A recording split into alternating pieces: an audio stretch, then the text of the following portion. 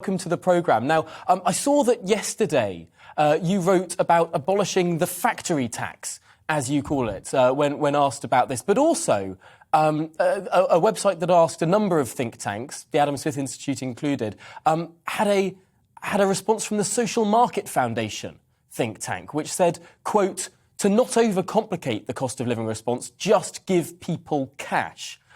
And you tweeted that you agreed with that as well. Why is that? Oh, I don't think we need to overcomplicate things when we respond to a cost of living crisis. There's, I think, broad agreement across most of the political spectrum that we need to do more than we currently are for those on low incomes. And for my money, the best way of addressing that is just to give those people, say, recipients of certain benefits, more money.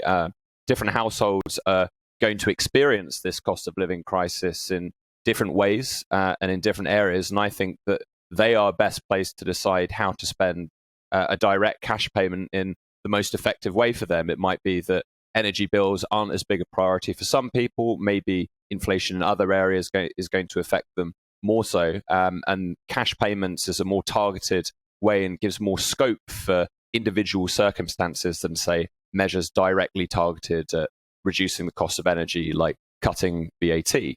And you could do this in a few different ways. You could do it by uprating universal credit by a larger amount, say 5 percentage points. But I think the government is clearly concerned, given previous pushback against the removal of the £20 a week uplift, that doing this through the existing benefit system would be quite difficult to reverse and politically a bit of a minefield. And so in your view, it should be a temporary measure, what happens now, given that we're responding to temporary issues. It does raise an eyebrow slightly that a free market think tank, a neoliberal think tank such as the Adam Smith Institute, might be suggesting that greater benefits or more printed cash should be given to people. Because, of course, isn't there a risk that in itself would be inflationary? Giving people free money to respond to the likely double-digit inflation we may well be experiencing next year, well, that could well push inflation higher still.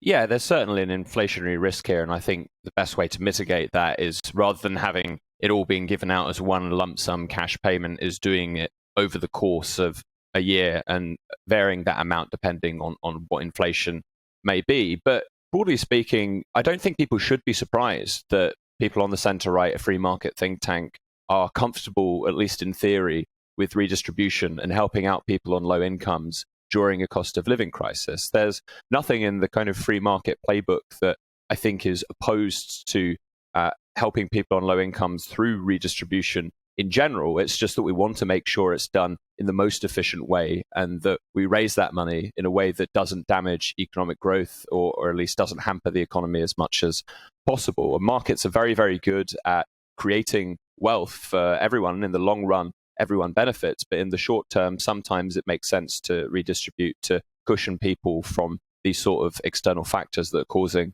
the cost of living crisis. Now, it doesn't stop there for me. It's not just redistribution that I think would be important in the spring statement. There's obviously a lot of things that the Chancellor could be doing on tax as well, the obvious delay to national insurance hikes, but also some of these tax threshold stealth tax freezes that we saw last April. I think there should be movement on that, especially on the personal allowance for income tax.